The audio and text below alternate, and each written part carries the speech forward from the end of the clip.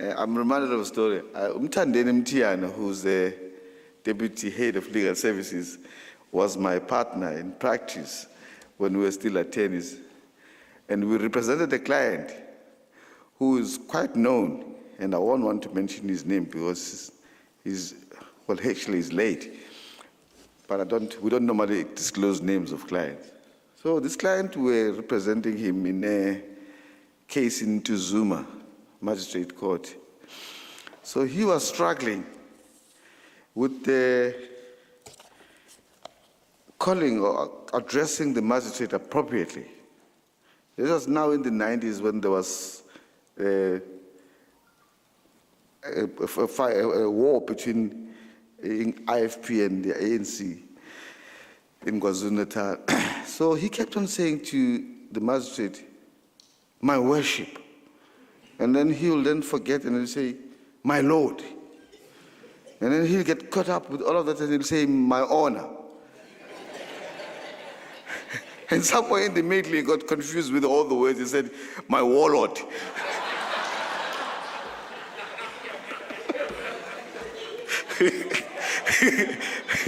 And at the time, warlords were quite well known. And when I looked at this magistrate, he looked like one. So I don't want to be like that client and confuse your worship, your excellency, your lord, and my warlords. To allow our next speaker to settle down, who is supposed to be the minister, but the DDG, Sharin Said, is on her way. She tells me that she's just coming up.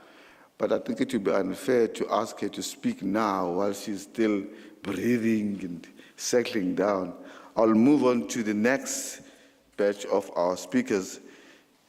Can I ask Professor Max du Plessis, SC, and Advocate Lerato Zigalala to come on stage?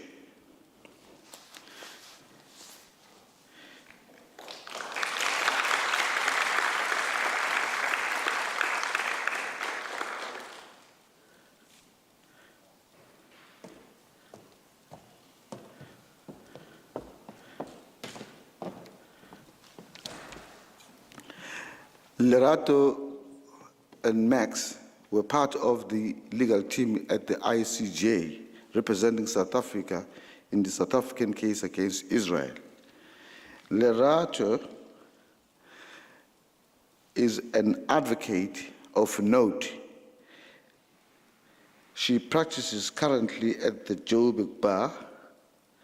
She studied at Rhodes University where she got her junior degree, the BA and LLB. Thereafter, she went to work for a firm of attorneys, Bowman Skilfillan, as a candidate attorney. After finishing her articles, she went on to become a clerk in the Constitutional Court, where she was awarded the Thomas Franklin Scholarship by the Constitutional Court to study further in Notre Dame University in the United States, where she obtained her LLM, Masters of Law degrees, summa cum laude.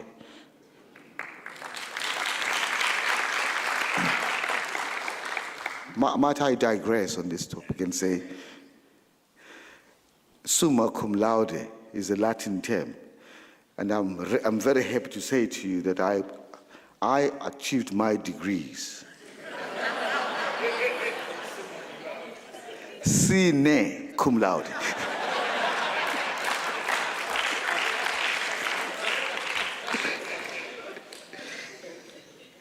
She is now appearing in many cases. In fact, I recall recently, was it the last when we met? There was another one. At the concourse. Yes, in the last two cases that I was in the Concord, she was on the other side. And a very competent and go to junior at the Joburg Bar in all constitutional matters. If she's not in that case, it's not big enough. therefore, it came as no surprise to me that she was selected as one of the advocates to represent South Africa at The Hague. She will be speaking to us together with Professor Max du Plessis. Professor Max du Plessis, SC, is a member of Ubunya Chambers and is senior counsel and a member of Lincoln's Inn and a tenant at Doughty Street Chambers in London. He was previously Associate Fellow in International Law at Chatham House, the Royal Institute of International Affairs in London. In the academic space, Max is an adjunct professor at the Nelson Mandela University in Port Elizabeth, an adjunct professor at the University of Cape Town, and an honorary research fellow at the University of KwaZulu-Natal, Durban. He tried, but he did not succeed to teach me master's degree in the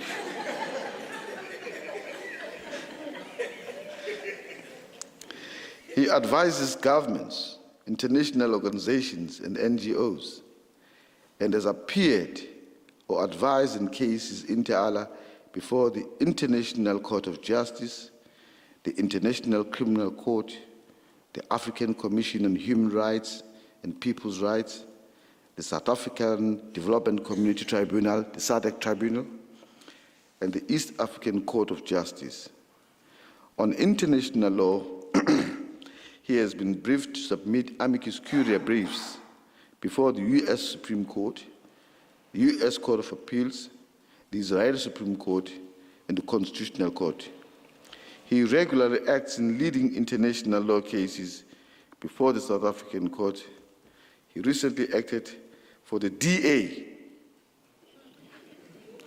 your worship, your warlord.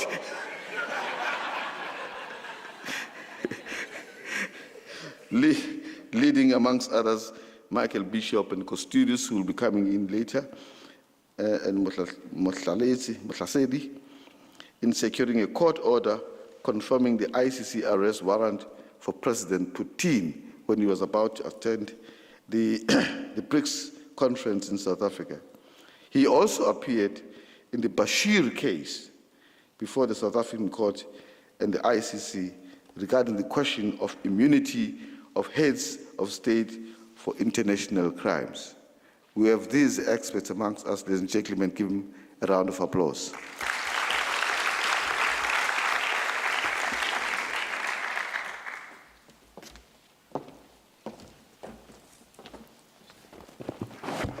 I just need to right-size this. Good morning, everybody. I just want to thank Advocate Madonsela because many of you don't know, but I wrote all those compliments myself. So take them from whence they come. I want to thank all the organizations that have invited us to speak today. I just want to start on a personal note. It's not lost on me that a conference of this magnitude that has such illustrious speakers and people who are leaders in many ways is choosing to open with a junior Black female advocate. It's significant.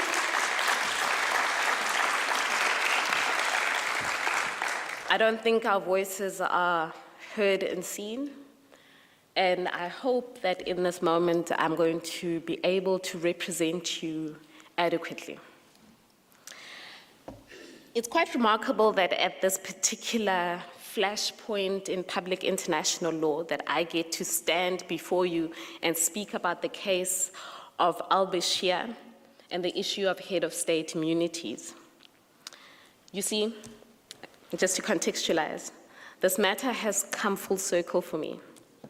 What many of you don't know is that in 2017, and like my first 3 years at the Johannesburg Bar, I was briefed together with Professor Max du Plessis and the formidable Isabel Goodman to prepare an amicus brief in the matter of the prosecutor versus Omar al-Bashir that was eventually heard in the International Criminal Court. But before I delve too much into that case, I thought maybe I should give you a bit of a roadmap of where I'm going, just so that you can understand and follow my argument. And maybe to start with a story. I love to tell the story to anybody who will listen. When I was preparing for my first amicus brief, I went and sought advice from Tembeka Ngcukaitobi about how you prepare for an amicus brief. And he said to me, you make 3 points and then you sit down. Don't make a 4th point, you'll just mess it up. 3 points, sit down. So my intention this morning is to make 3 points and then to sit down. My first point is that I'm going to consider the facts and the arguments in the International Criminal Court, which ultimately led to the court clarifying the full implication of the United Nations Security Council's referral of that matter to that court. Second, I want to reflect briefly on the minority concurring opinion in the ICC, which sought to place reliance on the Genocide Convention rather than the United Nations Security Council as the basis for removal of Omar al-Bashir's immunities. Thirdly, I will end with some observation, some light touches, on how the al-Bashir case has cast maybe a bit of an uncomfortable shadow on the current proceedings that we were involved in the International Criminal Court in the matter of South Africa versus Israel. A brief rundown of the facts. You're all legal practitioners, so you're probably familiar with it. Nonetheless, I will spell it out. The conflict in Darfur, Sudan, was referred to the ICC by the United Nations Security Council in 2015. Following various investigations by the prosecutor, they issued 2 arrest warrants for Omar al-Bashir for war crimes, crimes against humanity, and the crime of genocide for the period between 2003 and 2008. These arrest warrants were sent to various state parties to the Rome Statute with a request that Omar al-Bashir be arrested and surrendered to the court. You see, and I know many of you probably are aware of this, but the International Court, Criminal Court, as a judicial institution, does not have a police, and neither does it have an enforcement body. So it is entirely reliant on the cooperation of states to make arrests and to transfer these arrests to the court. South Africa itself received the requests from the court to effect these arrest warrants. However, from then, nothing really had happened. Things came to a head in about May of 2015, when the International Criminal Court learned through media reports that Omar al-Bashir was to attend an African Union summit in Johannesburg, South Africa. Acting on these media reports, the registrar of the ICC notified South Africa of the request for cooperation and requested South Africa to arrest Omar al-Bashir and surrender him to the ICC as he enters South Africa in accordance with South Africa's obligations in terms of that statute. As was expected, Omar al-Bashir landed on South African soil on the 13th of June 2015, but subsequently left on Monday, the 15th of June 2015. Despite the court's request for the arrest of Omar al-Bashir and an interim order that had been granted by the Pretoria High Court, South Africa did not execute on that arrest warrant. This failure to execute on the al-Bashir arrest warrant triggered a series of litigation, both domestically and in the International Criminal Court. Now, the focus of my address is going to be in relation to how the proceedings unfolded in the ICC. In the proceedings before the ICC, South Africa's argument essentially boiled down to these propositions. Firstly, that Omar al-Bashir enjoys immunity from criminal proceedings, including arrest, under international customary law, by virtue of being the head of state. Because Sudan was not a party to the Rome Statute and was therefore therefore not waived its claimed immunities under Article 27(2) of the Rome Statute, there was therefore no obligation on South Africa to effect the arrest warrants because those immunities were still in place. In essence, the argument was that Omar al-Bashir was immune from criminal proceedings, including arrest, because under customary international law, he had immunities that had not been waived. In addition, South Africa made the argument that the United Nations Security Council resolution that was the trigger for the investigation could not be read as waiving those immunities. In the court's reasoning, there was a majority and minority opinion. In the court's reasoning, the ICC recognized from the outset that when considering issues of cooperation, there is a fundamental distinction that needs to be made between state parties and non-state parties to the Rome Statute.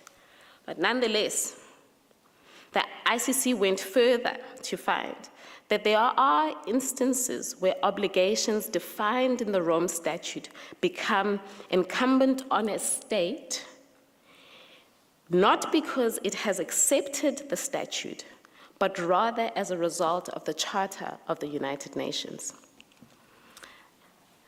The majority continued to reason that a Security Council resolution was the trigger for its jurisdiction. So its jurisdiction didn't necessarily arise from a party acceding to the statute, but from the Security Council resolution. The Security Council resolution, moreover, had conferred jurisdiction over the particular area of Sudan and Darfur. This had the effect of triggering the ICC's jurisdiction generally. In addition, the Security Council decided that Sudan shall cooperate fully with the court and imposed on Sudan an obligation vis-à-vis the ICC, which it ordinarily would not have had. The necessary implication of the court's reasoning was this: that the Security Council resolution triggering the court's jurisdiction in relation to Darfur and imposing on Sudan an obligation to cooperate with the court was ultimately akin, similar to, the obligations of state parties who themselves had acceded to the Rome Statute.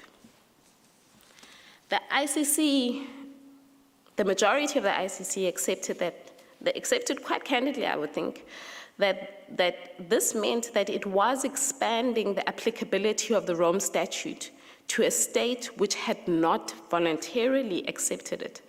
But it argued that this was in line with the Charter of the United Nations, and which permits the Security Council to impose such obligations. This ultimately meant that vis-à-vis the ICC, Sudan could not claim head of state immunities for al-Bashir and South Africa, and South Africa in turn had an obligation to arrest him. There was, as I had mentioned, a minority concurring opinion, which outlined that it didn't necessarily agree that the UN Security Council resolution was the basis for the removal of al-Bashir's immunities. Instead, it relied on the Genocide Convention and explained that both South Africa and Sudan were signatories to the Genocide Convention, which had an identical definition for genocide as in the Rome Statute. The consequence of this is that both South Africa and Sudan are obliged to cooperate with the ICC on the basis of the Genocide Convention. The minority also found that the convention also imposed an obligation on states to prosecute and punish all persons committing genocide, including those in the highest office. The implication of this was that there would necessarily have to be a waiver of immunities. While this argument I found particularly attractive, it did not address the fact that what had happened in the ICC was that there was 2 arrest warrants that were issued, one dealing with war crimes and crimes against humanity, and one dealing with the crime of genocide. And in trying to base the arrest warrants, the removal of immunities in terms of the Genocide Convention would subsequently limit what crimes may subsequently be prosecuted. I want to quickly end on a particular note. As I indicated, I want to draw some observations on this particular moment in time. I've titled this bit, "The Cost." Undoubtedly, the failure to arrest and surrender al-Bashir when South Africa was called upon to do so has carried significant reputational costs for the country. At the time, an editorial in the New York Times described South Africa's behavior as disgraceful. Another well-known publication declared that Nelson Mandela's legacy has been soiled. And we know now in this very moment, that those who are critical of South Africa's case before the International Court of Justice in South Africa versus Israel have been quick to point out the double standard in trying to hold Israel account for genocide, whilst we had been complicit in allowing al-Bashir to escape to account for allegations of genocide in 2015.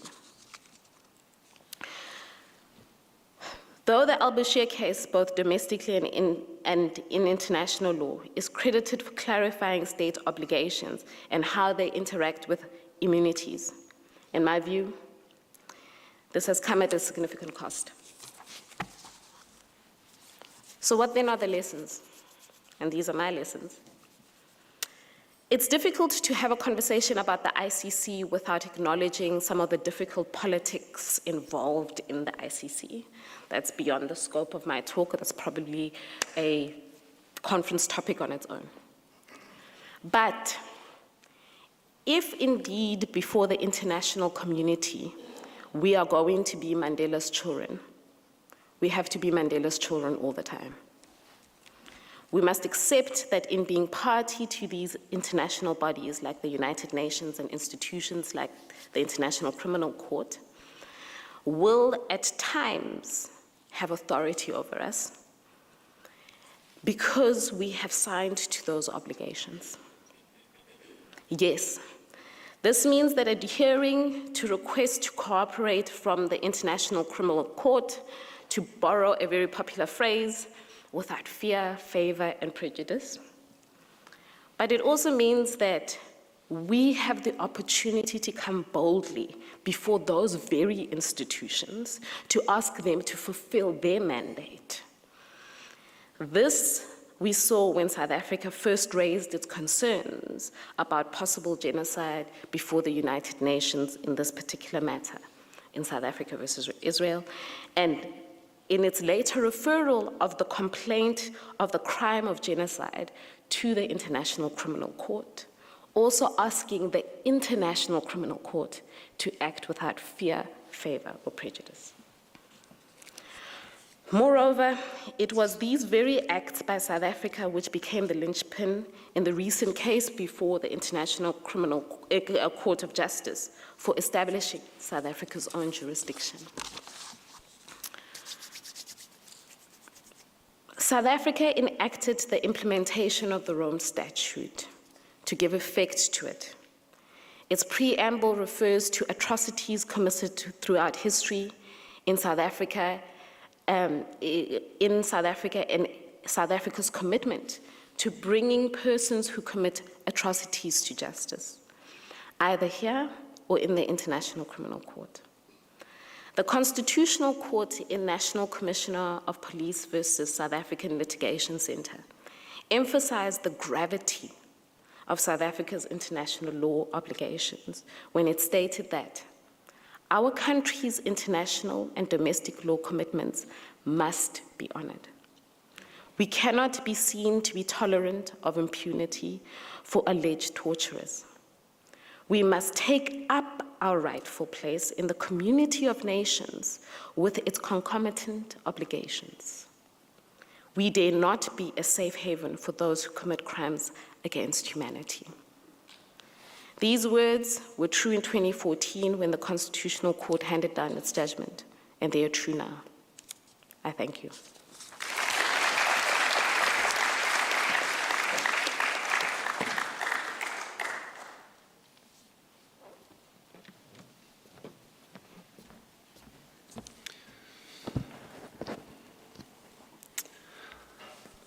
Thank you very much. It's wonderful to go after Lerato, and it's wonderful to have been invited here by Griffiths Madonsela, who has indicated to you that at a point he was my student. And I was very concerned as to how he was going to manage what was then an incredibly busy practice and come to lectures in a course which was called Current Legal Problems. And he's being hard on himself. It's true, he didn't get to graduate summa cum laude. It was sine cum laude. But it was a very high 70% that I think he achieved. And I now know why. It was because he was too busy appearing before warlords. My talk today is going to touch on a number of international law cases that I've been very fortunate to be briefed in. And I want to say something just for you all as practitioners in remembering how far we've come. It used to be that international law concerned South African practitioners and judges very, very little. John Dugard, who you will have seen as part of the legal team in The Hague, really started it all. But he was regarded as a one-man international law band. And international lawyers were regarded as just that. Lawyers that did the sort of rarefied work internationally, but which had little to no relevance domestically. Well, I think we can all agree, no more. While slowly at first, international law has now moved from being regarded as something external or exotic or out there to becoming an integral, binding, justiciable part of South Africa's domestic constitutional legal structure. And so the exotic is increasingly being brought home. That this has happened is probably inevitably a matter of constitutional law and our constitutional scheme. And Andreas Katsoudas, I think, will speak more about that. But the speed of the homecoming has been turbo boosted by a number of events as our judges have had to deal with executive decisions that have been challenged in our courts. Griffiths Madonsela chose to subtitle our talk today, "Is this world not my home?" ? So in my quick 20 minutes, I'm going to keep the theme of home in three ways. So three themes about home. One is the theme of homecoming, the homecoming of international law. The second theme is homegrown international law cases. And thirdly, how accountability under international law through South Africa's domestic courts has affected alleged war criminals like President Putin and encouraged them to stay home. And in doing so, I'm going to discuss really 4 decisions to try and situate for us the good news aspects of South Africa's place within international law, of how our country, with its courts and its legal system, has often achieved incredibly important and surprising results in the service of the international rule of law. Let me start with my first theme, the homecoming. The Constitutional Court has observed that, and I'm quoting, "there is no escape from the manifest constitutional injunction to integrate international law obligations into our domestic law," close quote. Still, it's only now in the 3rd decade of our constitutional democracy that we can stand back and we can survey how our courts have, by successive decisions, interpreted and applied the Constitution to develop South Africa's approach to international law's use and application. And what one sees is a very careful weaving together of international law and our domestic law by the constitutional courts and other courts' interpretations. No doubt, as I say, that's something that Andreas Koutsoudas will speak more on. And so it allows me to much more rapidly come on to my second theme, which is the manner in which South African courts have increasingly confronted international law issues. In part, I think the international law cases coming before our courts have been accelerated by what I might be able to describe as the Zuma effect. The Zuma administration's executive decisions, perhaps more than in many other administrations, were challenged, and they gave rise to court challenges implicating international law. And here, critically, I think it's important to see how those cases gave South Africa a platform, an opportunity through its courts to be at the vanguard of very important international law developments. They also highlighted, I think, the very robust nature of our constitutional democracy, with our courts' rulings strengthening the rule of law in ways that I can guarantee you, through discussions with very many colleagues abroad, are the envy of other countries. 3 examples suffice. First is the Bashir case. Loretta has touched on some of it. I'm going to go back to speak about the case itself as it came through our courts, because as you'll remember, President al-Bashir of Sudan arrived in Pretoria for the AU conference, but he wasn't arrested, despite the fact that there was a South African obligation upon the state to do so because of our membership of the International Criminal Court. And despite the fact that at the time he arrived in Pretoria, there was an International Criminal Court arrest warrant for his genocidal activities in Sudan. And the international law argument run by our government was this. It said that Bashir had immunity as a head of state, and that the Zuma administration took, therefore, a regional line. It said the AU had invited President al-Bashir as a head of state, and the AU had accorded him an immunity as a head of state, and South Africa, in allowing its hosting of the AU summit, was simply respecting that regional immunity. The case made its way to the Supreme Court of Appeal, and a colleague, I can tell you, at Oxford University, a leading international lawyer, tells me that his class took the entire morning off to watch us as we were arguing the matter. Perhaps an early day example of what we now know is the frequent live streaming of international law hearings. And we can be proud that the South African courts were leading in this field.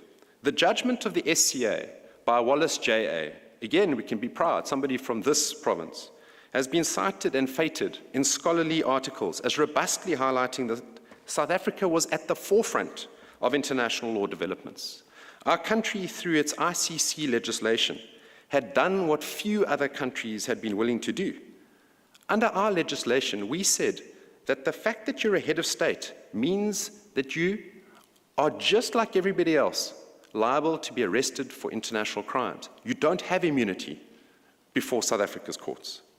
And so we were, and we remain, I stress, a trailblazer on the issue of head of state immunity. That finding, importantly, coming into the present, meant that when President Putin was invited to attend the BRICS summit here last year, there was simply no debate, no room for debate, that President Putin had any immunity that could cloak him and protect him from arrest in South Africa. I'll come back to that. So partly because of the international backlash against South Africa for failing to arrest al-Bashir, the Zuma government then decided to withdraw from the ICC statute. You'll remember that. It was immediately challenged in the courts in South Africa, and it was challenged successfully. It's a decision which handedly reminds us of how not to withdraw from treaties, because the administration attempted to do a runaround of Parliament. They hadn't attempted to undo what was required through the correct parliamentary processes. And here again, let me stress, we're fortunate as South Africans. My British friends say they wish that their courts might have had the same judicial powers and courage to challenge the British government's calamitous decision to Brexit from Europe. Another reminder of how strong our democracy is, despite its difficulties. And as we shall see when we come again to look at Putin, because we stayed in the ICC as a state party, there was then scope to arrest President Putin if he set foot in South Africa. Then the second case to discuss, the nuclear deal case. President Zuma and Tina Jumat-Peterson furtively, behind the scenes, entered into an international agreement with President Putin to allow for nuclear power stations to be built in South Africa. We all remember the nuclear deal, 9.6 gigawatts of power. That decision was challenged in the Cape High Court, and in a masterful judgment, the court carefully navigates the treacherous international law waters of what's called the Act of State doctrine, which I'll describe in a second, and the court deals with the way in which South Africa must enter treaties. Now, the judgment set aside President Zuma's Russian frolic, and it did, in that way, save us and future generations from decades of financial misery in hock to the Russians, but also denying President Putin a chance to meddle in our democracy. A good example of how progressive our democracy is on the score is on full display by what happened in the nuclear case. Let me just describe for you in a nutshell how important this was. Because in that case, as the lawyers, we had to navigate a peculiar feature of international law litigation involving international agreements like the Russian treaty. Because you see, it's often the defense, often peddled by government lawyers, that the issues involved are so sensitive, they involve such precarious and complicated issues of foreign relations, that the courts must back off. So the argument is run by government lawyers all over the world to cover, and with respect to sometimes cover up, the decisions that have been taken by their countries on the international plane. And the argument is effectively one which is described as an act of state. There's an act of state that's taken place. And it's so complicated and relates to international relations and foreign affairs such that a domestic court must butt out, must show deference, and must stand back. And you may have read recently, just last week, in fact, that the United States government used that very argument successfully before its own courts to contend that the judge in that case did not have the power or jurisdiction to decide whether President Biden and other US officials were complicit in acts under the Genocide Convention for supplying weapons to Israel. It worked. That principle, that defense, succeeded in those US courts. And that principle was readily pressed into service against us by the government lawyers in the nuclear case. They argued that the Russian treaty involved these deep issues of international law, deeply implicating foreign and international relations, and that our courts were duty-bound not to interrogate them. And so we had to plead our case very, very carefully. While the nuclear case potentially entailed our South African judges considering international law acts of state and treaties, we deliberately focus-framed our challenge as one brought against a domestic government respondent, the Minister of Energy, who had failed to comply with a domestic legal requirement. And so that meant that the court's power of judicial review was triggered, and it wasn't blunted by the foreign relations aspects that the government so keenly tried to use as a defense or a cloak. And the foreign shenanigans in Moscow had to be implemented through domestic steps back home. And here the domestic mistakes and the shortcuts would be the undoing of the international acts of state, despite our opponents' best efforts to portray them as somehow off limits for a South African judge. All of you know administrative law principles. All of you as lawyers will recognize what I'm about to tell you, because as one example, the minister's decision to generate nuclear energy had to be done through a determination under Section 34 of the Energy Regulation Act and with nurses' concurrence. But the minister had tried to issue a Section 34 determination without proper public consultation and without asking for input from organizations that had specialist expertise around nuclear energy. And so the court adopted our arguments, finding that NERSA must have been aware that there were sectors of the public with either special expertise or a special interest regarding the issue, and it therefore criticized the government for failing to take any steps to ascertain the views of the public or any interested or affected party. So it set aside NERSA's decision because NERSA's decision and the minister's decision in concurrence flunked the test for rationality based on procedural grounds. So the Russian deal was set aside with the help of critical legality arguments and international law. And then there's the third case. It's a case about Grace Mugabe. During August 2017, South Africa hosted the SADC summit of the heads of state. And the then president of Zimbabwe, Robert Mugabe, attended the conference. And his wife the First Lady of Zimbabwe, Grace Mugabe, traveled to South Africa alongside him. Not so much to attend the conference, it was reported, but rather to do a lot of shopping in Sandton. And while there, she was alleged to have assaulted, you'll remember this, a young South African woman who had come to visit her sons, who were also coming along for the visit to South Africa and who were staying in a hotel in Sandton. The sons weren't there, but Grace Mugabe found this young woman called Ms. Engels, and she confronted her and said to her, "Where are my sons?" When Ms. Engels couldn't answer, that turned Ms. Mugabe into a tyrannical wielder of an extension power cord. And she beat Ms. Engels, and she inflicted very significant damage to her face, which required stitching, and to her scalp, while her 10 bodyguards looked on and did nothing. It turned out, though, that Grace Mugabe, who was untouchable in Zimbabwe, found herself about to be touched by the South African police services because Ms. Engels lodged a complaint, a criminal complaint, against her for assault. In that context, the Minister of International Relations and Cooperations at the time, Maite Nkwane Mashabane, signed a notice under the Diplomatic Immunities and Privileges Act, which granted Ms. Mugabe immunity under international law on the basis that she's a spouse of a head of state. And a case was urgently brought to challenge that conferral of immunity. I acted together with Andreas Katsoulis and Jabu Tubele Mkhalisi, and we argued successfully that in her rush to grace with immunity, the minister had overlooked that there's no customary international law norm that a spouse of a head of state has any immunity from prosecution in a foreign land. And so those international law arguments we used to convince the judge that there had been a mistake by the minister in granting that immunity. We had, by grounding our case in international law, brought these principles home to good effect under the statute. Recall that the minister had used this power under the Diplomatic Immunity Act to grant an immunity.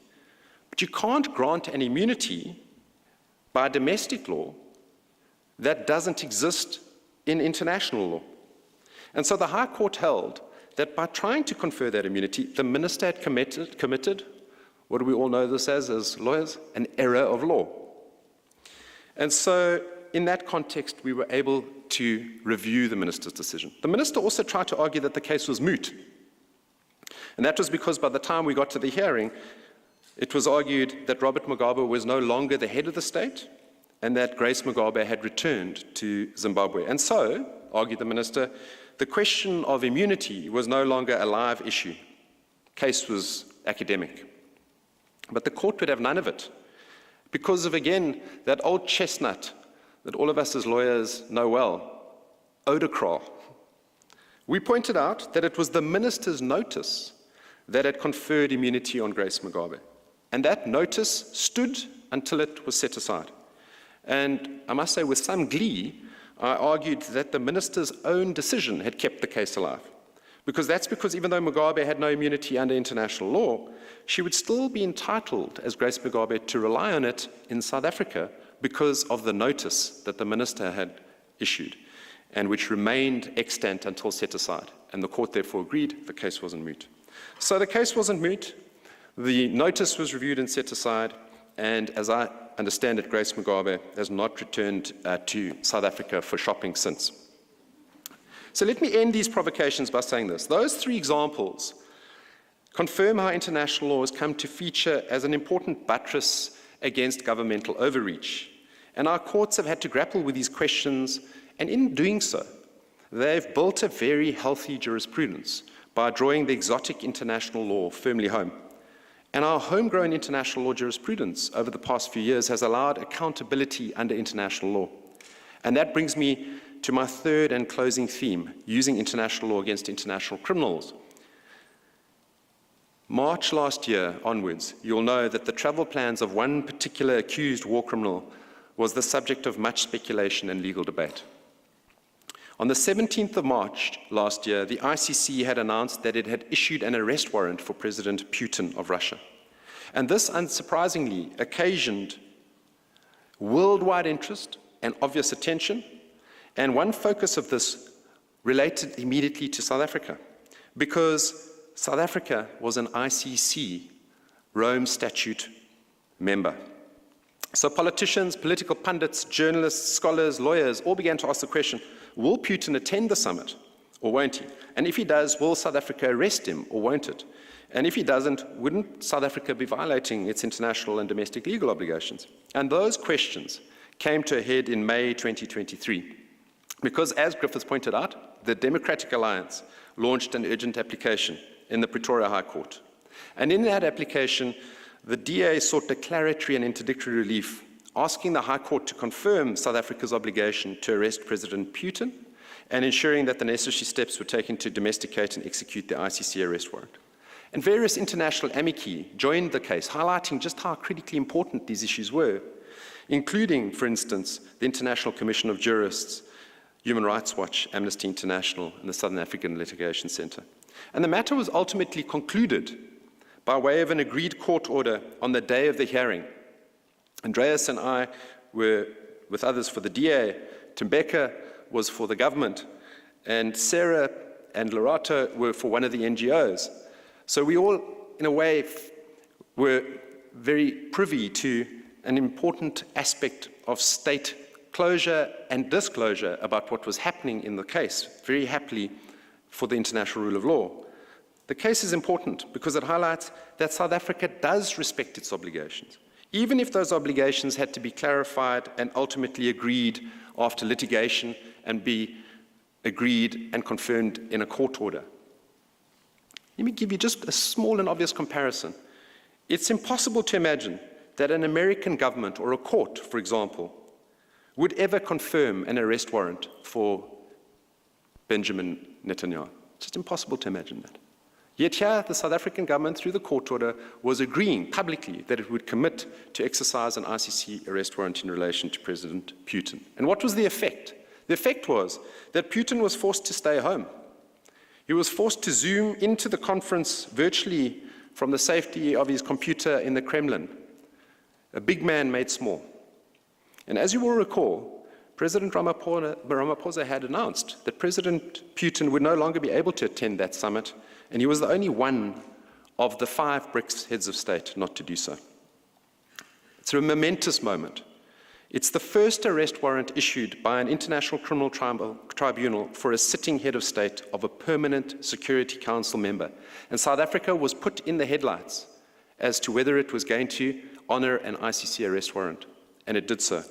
The court's case allowed for a remarkable disclosure, and let me conclude on this. The South African government had taken the necessary steps, it turned out, to domesticate the ICC arrest warrant so that Putin could never enter South Africa without the risk of arrest. In this regard, the court order in the Putin matter publicly recorded as follows, and I'm going to read it to you. The Director General, Department of Justice and Constitutional Development, on 29 June 2023, signed a letter forwarding the ICC's request for cooperation to the National Director for Public Prosecutions in South Africa to apply for an arrest warrant for President Putin in terms of Section 9 of the ICC Act, which arrest warrant was sent to the NDPP by his office on the 17th of July, 2023. So, ladies and gentlemen, by this litigation, what was then publicly noted soon thereafter is that President Putin would no longer be attending the BRICS summit in August. And this, coupled with the ICC's determination, which said that all states parties, South Africa and all others, are obligated to arrest President Putin, is a very significant step forward in ensuring accountability for alleged war criminals. And I can then finish, and I can join the dots. We have a homecoming of international law principles, frequently invoked before our courts and applied in judgments. Those homegrown principles are now being generated and used across the world as leading examples in jurisprudence that is cited and studied and in many respects marveled at, indeed venerated abroad. And that's good for South Africa, and it's good for the international rule of law. And by these judgments, South Africa has not only remained a part of the ICC, with Zuma's efforts to withdraw from the ICC statute being undone by our courts. The Rome Statute has meant that we could bring cases to court and eventually agree an order in court that brought home the ICC arrest warrant for Putin and made it operational here in Pretoria in advance of the BRICS conference. Putin will never admit it, but the real truth is that by those ICC warrants being brought home to operate in South Africa, Putin stayed home in Moscow. To use the words of my friend Griffiths behind me, who wrote to describe our talk today, the world is not Putin's home anymore. International law has shrunk it for him. Thank you very much.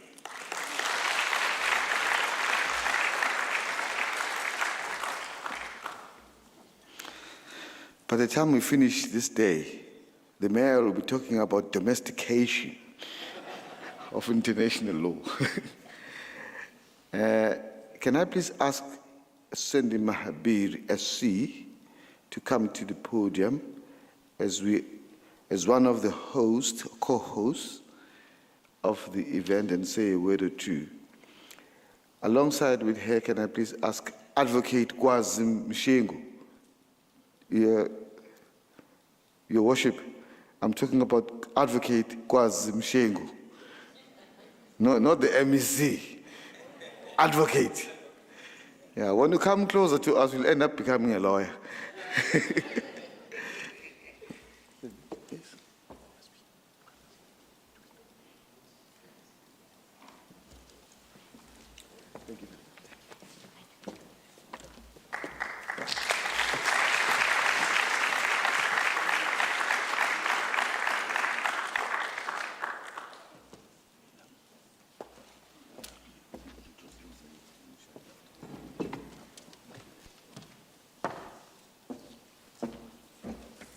Good morning, everybody. It is quite obvious this morning from the august participants that we are an increasingly diverse legal profession, a point on which we at the KwaZulu-Natal Bar take particular pride in. The question that troubled us to some extent in the build-up to today's event was how then do we sensitively and in a measured manner facilitate a vibrant legal discourse on one of the most potentially divisive international events that has happened in our time. The answer to that lies in a symposium such as this, where the emphasis lies in the byline, social cohesion.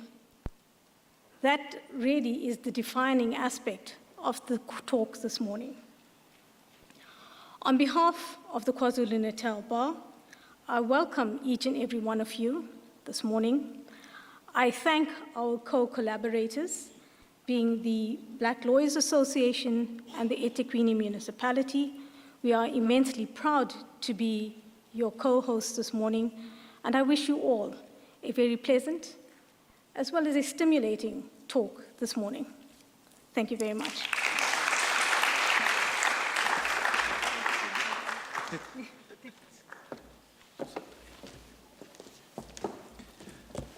Thank you, Program Director Matonzala SC, and greetings to everyone.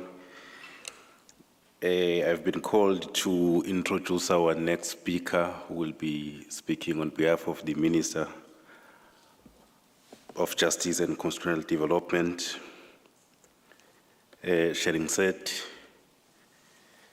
just a short bio. With more than 28 years of in-depth expertise in development, human rights, and social justice accumulated during her time, served at the South African government, the United Nations, private sector, and civil society. Shireen, a former technocrat, was the Global Policy Advisor on Human Rights in UNDP's Bureau for Development Policy, focal point for the rights of indigenous people, and lead advisor for the UN's post-2015 thematic consultation on governance. As the chief director in the South African government, she led several processes across various clusters in government related to human rights and access to justice policy development. She holds an LLB, a BA, LLB, and LLM degrees in the area of human rights and constitutional litigation. Serves as a trustee on several trusts, both for-profit and non-profit organizations. Having practiced law, especially in the areas of constitutional, administrative, labor, and corporate law, she actively engaged in and later formed part of legal teams and individually litigated on matters before the High Court and the Constitutional Court and various courts of our countries. During her time at the bar, she was a member of the Executive Committee of the Johannesburg Bar Council that entailed oversight of the Bar Council, including managing its members and general ethics and representing the Johannesburg Bar both locally and internationally, including at the International Women Lawyers Association. She also worked with the civil society grassroots on child rights and public interest legal matters through various non-profit and community-based organizations. Whilst no longer litigating on legal matters, she remains a such advisor on rule of law, justice, human rights, and governance matters for the United Nations, and rejoined the Department of Justice and Constitutional Development as a Deputy Director General, heading a branch of the branch on constitutional development since December last year. Ladies and gentlemen, let's welcome Sharon Seth to the podium. Thank you. Thanks for accommodating me. Good morning, everyone. I apologize once again, and Christopher, the flight took off this time compared to the last time, so, but other things happened along the way, and I think we've learned now not to fly in on the morning, but cost constraints don't allow us to do differently. Give me a second whilst I just get back. So thank you very much for this opportunity.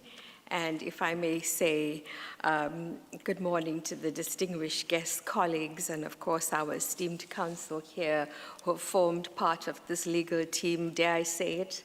They've become part of the celebrity crowd these days, because I have to say, having spoken to several young colleagues recently from the bar, one of whom said, you know, I went to that particular set of chambers, so just to have walked there means so much to me, and that's when it really hit me how much of an impact what we've seen our legal team doing at the ICJ has made, especially on young lawyers and especially young women lawyers. So Lerato, I quite identify a lot with what you say, having been a young female so many years ago at the bar.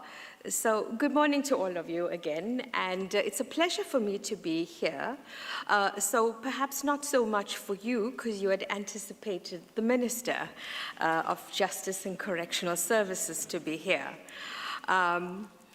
This is a difficult week in government, especially that difficult for us. Let me rephrase that. I forget that I've just joined the department, and I have to speak and behave as a government official these days. I will go off script at some point, but I wanted to say this week is difficult because all of us are scrambling to get as much into SONA and all the related events that take place. So there are just too many responsibilities and many unplanned events for the minister. So I bring you his apologies and wish you well for this meeting. For those of you who don't know, I joined the Department of Justice and Constitutional Development in December last year. I had rallied against the DG at the time to say, but can't I start in January? It'd be so much easier. What's there for me to do in December? Because it's generally very quiet and everyone's gone on holiday. And lo and behold, the first task that came across my desk was, could we start preparing for the submission to the ICJ? And needless to say, we literally managed everything by ourselves with a very small skeletal staff. And whilst mostly I'd always understood government to be just signing brown forms and sending matters up and a whole lot of VA travel. By the way, I had to do that as well.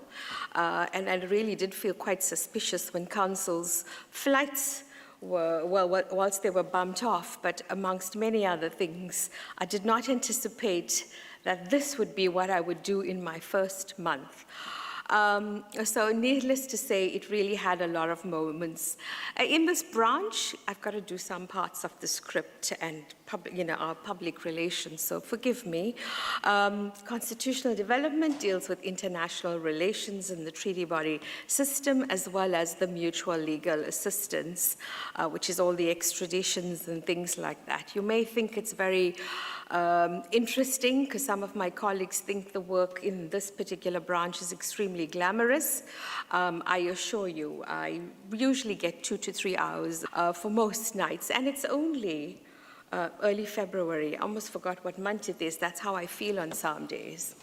This year celebrates 30 years of constitutional democracy. It was on the 10th of December 1996 that the former president, Nelson Mandela, signed into law the South African Constitution. The 10th of December is generally, annually commemorated as an International Human Rights Day, a day that the Universal Declaration was adopted by member states to ensure that no people will ever experience the atrocities of war and genocide ever again in our lifetimes. And yet here we are. And significant to the world today is that this day was marked to never ever forget the genocide that occurred during the Second World War. And I'll come back to that particular date and time a little later.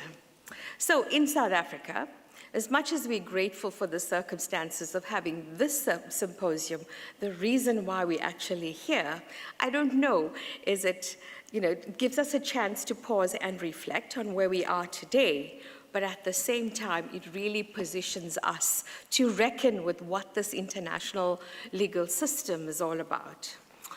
And again, back to script, our foreign policy is aimed at improving the well-being, safety, and prosperity of all citizens. So, Professor Max, you're very right on some points, and I am one of those government lawyers. However, to my defense, I just started in December, so anything else you'll have to direct internally.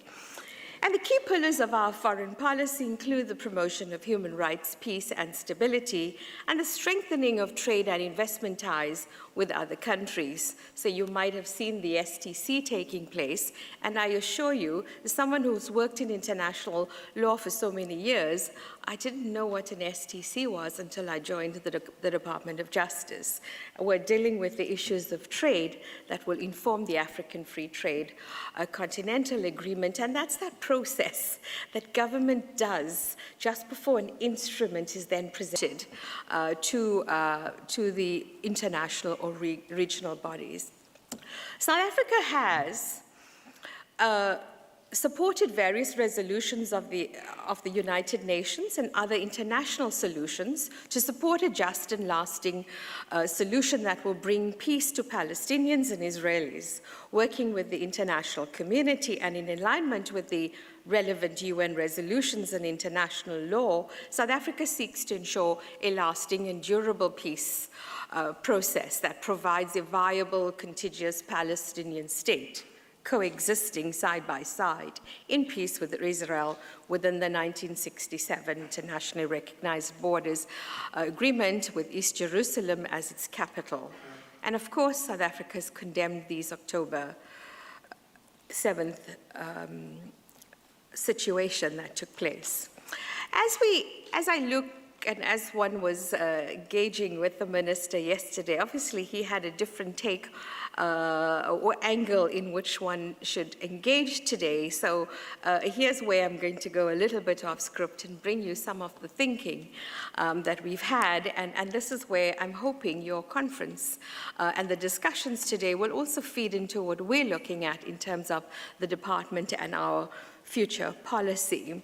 And hence the symposium really is reckoning politics in the international law and how we take up this collective consciousness that we've seen globally.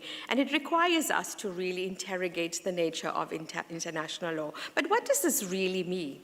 We have rightly We have, and rightly so, as we yesterday seeing the questions coming up in terms of accountability with third members, third-party states. How do we work with this? And we're working within the system as it is. However, and so many years later to 1948, when a genocide had occurred, and we've seen the infrastructure that was put in place.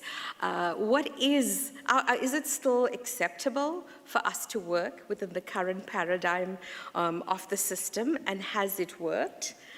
This case has really boldly and loudly exposed the power of dynamics amongst member states in this particular situation. And we've seen very quietly various manifestations of political power and how it's manifested into the system. In fact, it's been very masked. If you looked at the more resourced countries, we've seen, and some of us who joined the diplomatic service from various angles so many years ago thought, well, how is it that these countries, I must admit nowadays, being so naive, just buying into what the international human rights system had presented to us, was now, how do we present ourselves when we see our colleagues from the resourced countries engage so amiably during diplomatic processes? And was it really a matter of our diplomatic experience? And over time, I got to be perhaps somewhat disillusioned with the system, because so many of these discussions, resolutions were so choreographed in various fora.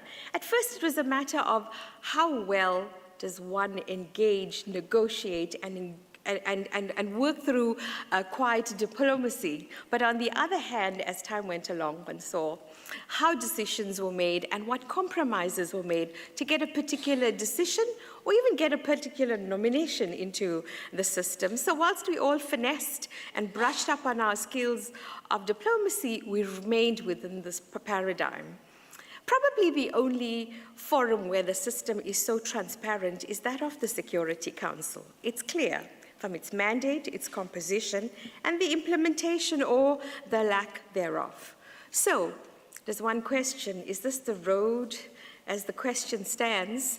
Do the roads lead to Rome? I don't know. In that case, it led us to the New York and the Security Council, and we've seen how that's turned out for us and what it's done. So again, the question, the paradigm, do we remain within this paradigm? Perhaps now let's maybe take a trip to Geneva. Incidentally, I did this with my young son during COVID when we couldn't really travel, but we did these virtual trips. So let's go on this trip to Geneva, where we have the Human Rights Council, intended also, which is the charter-based system. And we've seen the various discussions and resolutions coming out from that particular forum. And during this period of the situation in Palestine, we've seen the frustration of special rapporteurs, experts, calling on the UN system, part of which was also in the government papers, of sort of the, what would I say, frustration of, please, global community, member states, can we call a ceasefire? Now, this Human Rights Council is also supported by the broader human rights architecture, which is the international human rights instruments, the various committees, and of course the very lofty, and if we didn't have such an office, I'd rather have the office and critique it than not have it, the very lofty UN High Commissioner for Human Rights, which forms part of the, which is sort of the special mandate within the UN, which is the Secretariat High Commission for Human Rights, Office of the High Commissioner for Human Rights. And the question then is, why was this particular, why were these parts of the system? And really the point is, you have the Human Rights Council, you have the treaty bodies, which many would call toothless, and there's a reason for that, which is my assertion. And then, of course, you have the Security Council, you also have an ICJ. So all really set up to ensure that there's never, ever a genocide. How are the people who are appointed to these councils, to the treaty bodies, including the ICJ, what are the criteria? And of course, law is one of the basics, but what are the politics behind it? And this is what we've missed in most of these systems. In fact, when one looks at the human rights treaty body system, and I had a bit of a debate with colleagues the other day when we looked at, well, the ICJ's jurisdiction is really on the convention. However, very little on human rights, except for perhaps the mention of one treaty, was mentioned in the order. And this again questions when you look at what did the children of Palestine experience? Where do you fit in the whole sustainable development goals? Because what sustainability in development is there for them? The entire body of human rights issues have been taken out, except one questions, what is the purpose of having a convention, really? To prevent genocide, which is also to protect human rights of a particular group of people. And incidentally, when I worked at UNDP, I was probably one of the few lawyers in a sea of economists, because that's what the development program really looks at, and understanding which honestly never really took off with me, because I was there to look at international human rights and how we integrate rights into programming.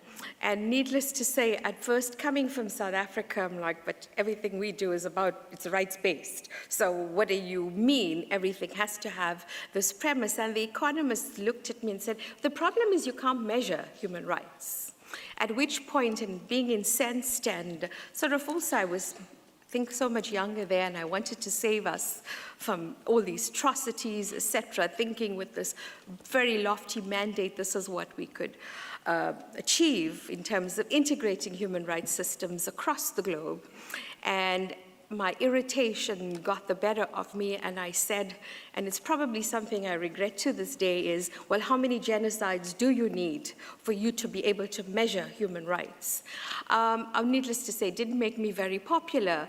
It's one of those things where you just don't want to be right for once in your life. And a few days ago, I had some colleagues says, well, we do remember that conversation now, but where did that really take us? But the question is, how do we look at bringing in the human rights and how fragmented the system has really been set up?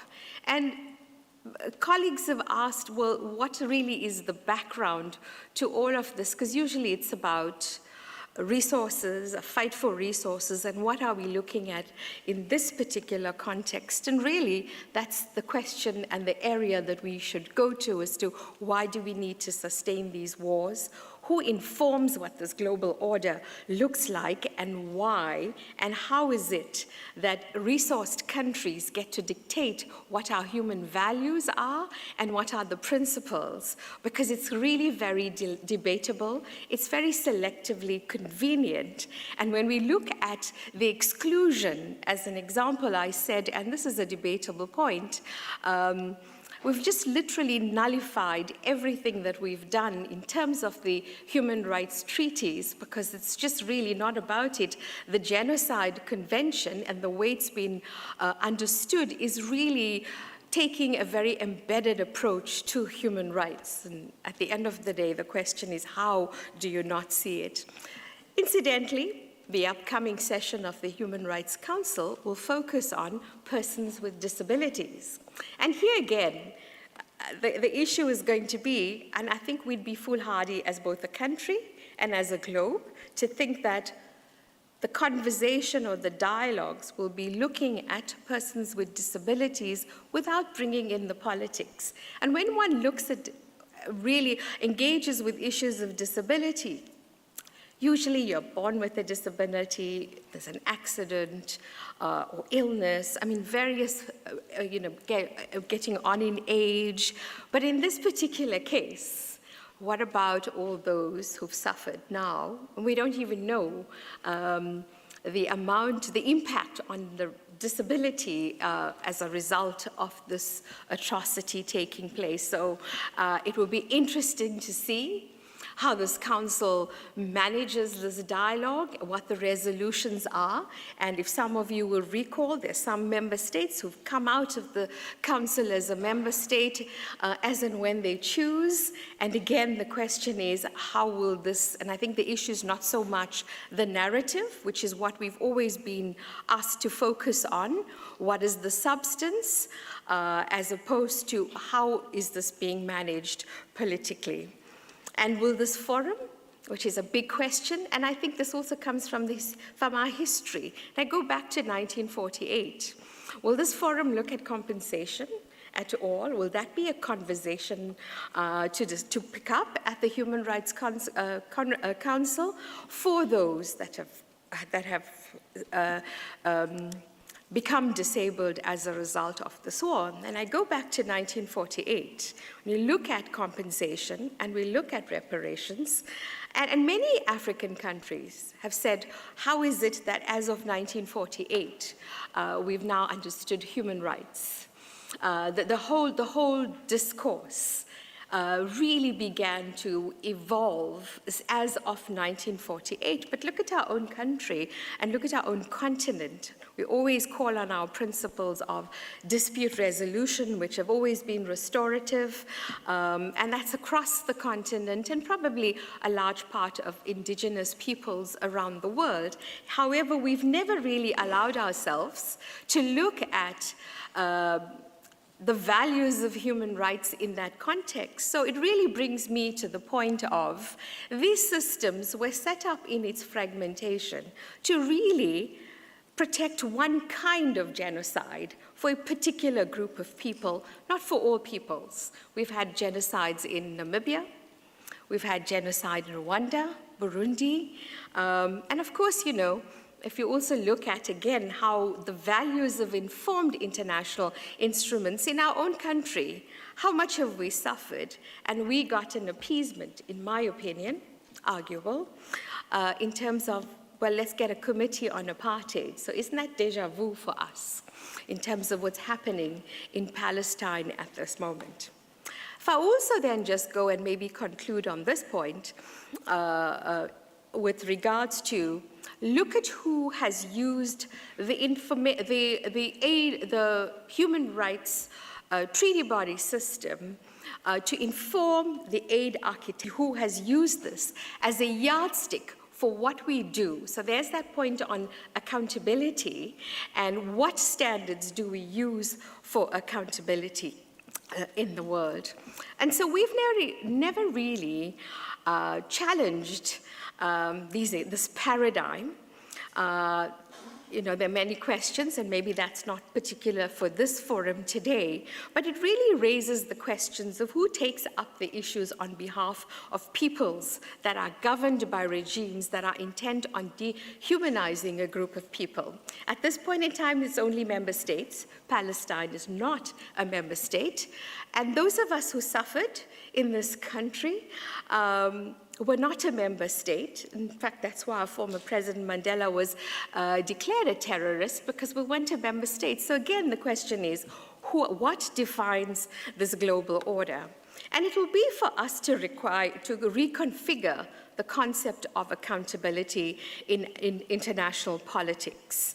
And we really need to have a rethink of how we hold member states accountable. And we've seen all too often how, as I said earlier, the machinery is politically choreographed to yield specific outcomes. Then back to South Africa. And my question then is really, are the roads leading to Rome, or do we bring the rest of the globe here? How coincidental is it that the Durban Conference, the World Conference on Racism, was held here? And mind you, I had just left the UN at that time. If you listen to my trajectory, I'm either in the UN, in government, or in private practice. So I've done both now twice. So I assume I'll join after this case back to practice if that trajectory is how I've organized myself. But when we look at, and this is the point of being here in Durban, a conference happened last week, the International Symposium, which was a little bit more specific. We're here today. And one of the things I experienced during my time on one of the treaty bodies, mainly the Convention on the Rights of the Child, was, and something that frustrated me totally, was every time sitting and listening to presentations by either NGOs or member states to the UN committee, that a particular set of standards that were extremely Western was presented. And what struck me after several of those rounds of sessions was a medical doctor who was the Minister of Health in Guinea-Bissau, who had used, it was the first time, and mind you, this was like early 90s, was the first time, so this was extremely new at the time, where you found a medical doctor reconciling traditional health practices. Because if you understand the country, getting to a clinic, a hospital, you cannot look at it in the framework of South Africa's infrastructure. But it would take days for people to get to a facility. And she ended up resolving the country's health situation and getting immediate attention with traditional ways of healing. Now, mind you, calm down before you say some of it is unsanitary and unhygienic. She, being a medical doctor, created regulations within the country to be able to reconcile the way medical support would be meted out to people who couldn't always get to a medical facility on time. And for the first time, the UN committee started looking at how do we contextualize these practices.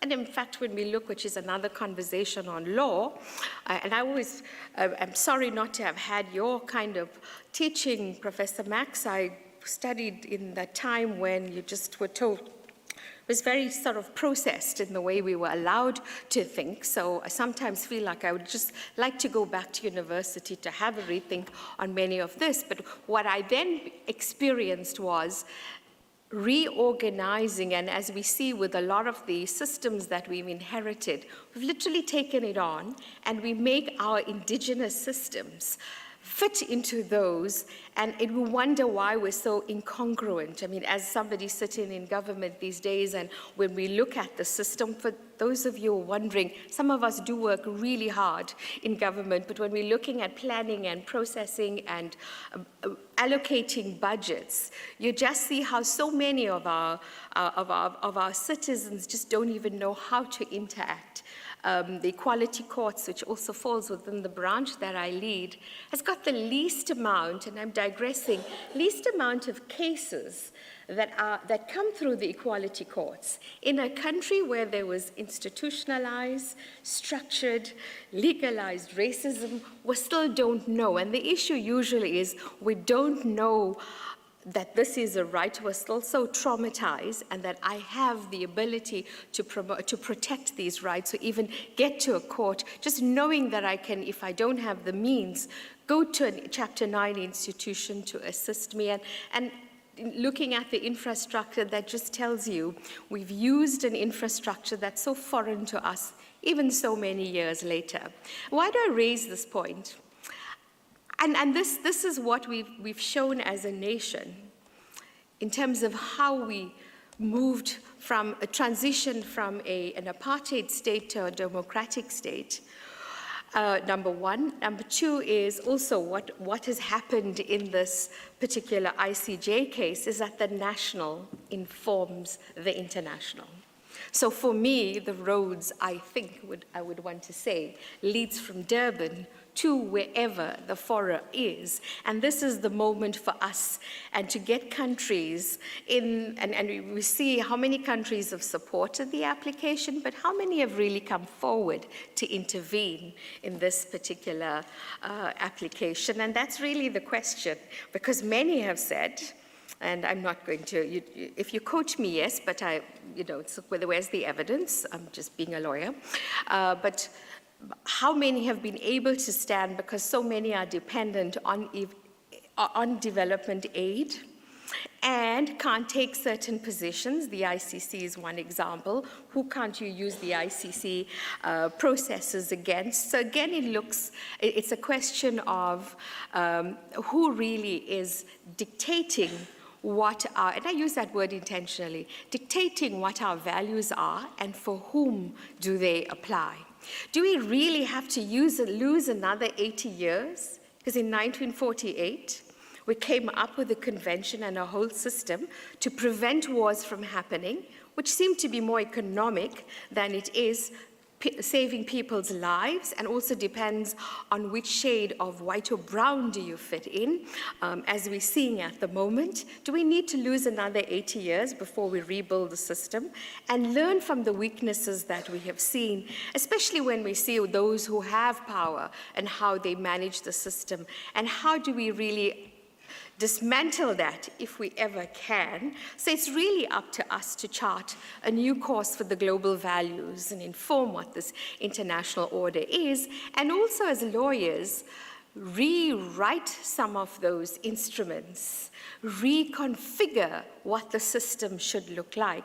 Because in as much as there's a massive system, it's really quite fractured from each other. And you know, fracture perhaps is not the right word, because fracture assumes there was a whole. The system has never been organized to reconcile with each other. It's really various snippets. And in some of you, and I'll close on this point, remember, and this is in her book, so I'm really referencing her book, how Mary Robinson, one of the first few High Commissioners for Human Rights, suffered her fate when she dared to challenge the issue of the rule of law because there was a major incident of 9/11 in the United States. And she dared to say, how could you forget about the prisoners? And at that point in time, I can't remember the provision that was used that changed the issues of rule of law. It felt so familiar. But she, as a result, was meant to be, her term should have been extended, but it was very clear by particular powerful lobbies that her term could not be extended, and the funding, sounds familiar, déjà vu, was also lost to the mandate of the High Commissioner for Human Rights and the Office of the High Commission for Human Rights. If you look at the budget these days across the entities, and those of you who would have engaged with the UN Independent Commission this last 2-3 weeks would have also realized, in comparison to other budgets, and here was the appeasement, we won't renew your mandate annually, so nobody has to go spending time lobbying governments. Again, here's a political way of managing it, but the better one was, we'll limit your budget in compared to others because yours is a longer mandate. Like UNRWA, here's the same scenario playing itself out. So there's much to be discussed, and I hope you will include your conversations in your dialogues, and if there are others, I hope you would also invite us so we can collectively further shape and tweak our foreign policy. Last week, I said the one thing the system hasn't done, even though I very briefly referenced it, is how we bring in not just civil society, but other voices. Because if you look at, and I don't want to get ahead of myself, but when you look at who decides what a democratic government is in any country, and you follow, maybe not in our country, but if you follow the developments in developing countries, the two criteria is that you have an election, the election is free and fair, and that you had some sort of voting, but whether the government is a credible one, whether the government actually represents all of the people. So it also brings question to member states. I don't have the answer, but how do you bring in the voices of various groups of peoples around the world? And that probably is going to take us to the way we've organized ourselves as member states. But these are questions that I'm sure will be more engaging in international law courses. But for us, it's a question of the political choices, and so we really look forward to engaging with you in terms of how we take this. The important aspect is that we don't have as much time. We can't looking at the atrocities globally, how do we now get to an accountable global order? I'm seeing everyone coming behind me. I'm about to finish.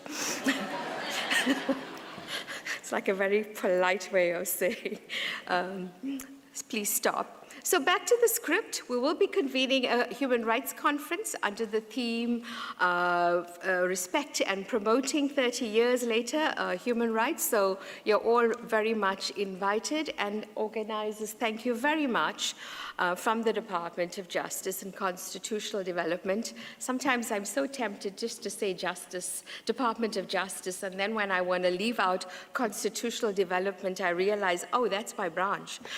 So DOJ and CD for creating this opportunity, and I hope your discussions will help us and support us, because I think it's our global collective that will change the systems if we have to change the paradigm. And do we have the bravery to do this? And as you started out saying, Lerato, with all that you all have faced and all of us have faced, we certainly have that courage if we are to be the children of this amazing country. Thank you very much.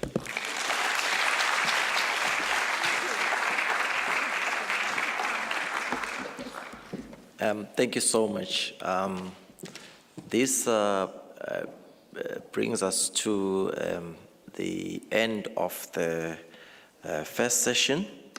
But before I give directions as to what will happen, I would like to, even though City Manager will do a vote of thanks, but just acknowledge the hard work that was done by the Parks, Recreation and Cemeteries Unit, PRC, that deals with social cohesion in ensuring that in a space of 2 weeks, they put everything together and we have this resounding success of a symposium.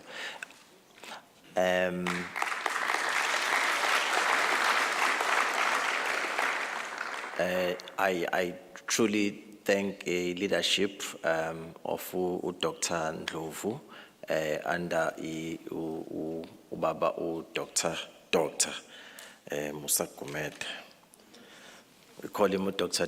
because he's got a PhD and he's a medical doctor.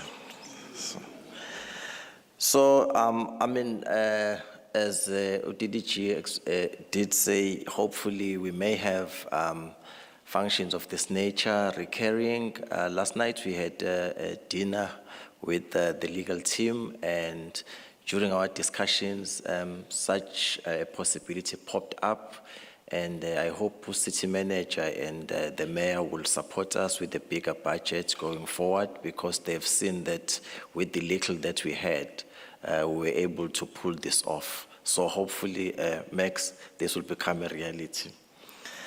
What will happen now is the Mayor and the City Manager has invited the legal team to join them in room 23 for tea, so that you don't get delayed and we come back as quickly as we can.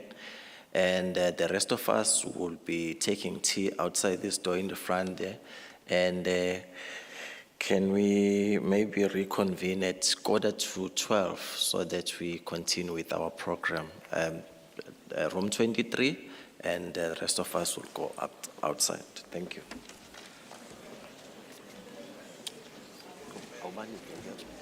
Yeah.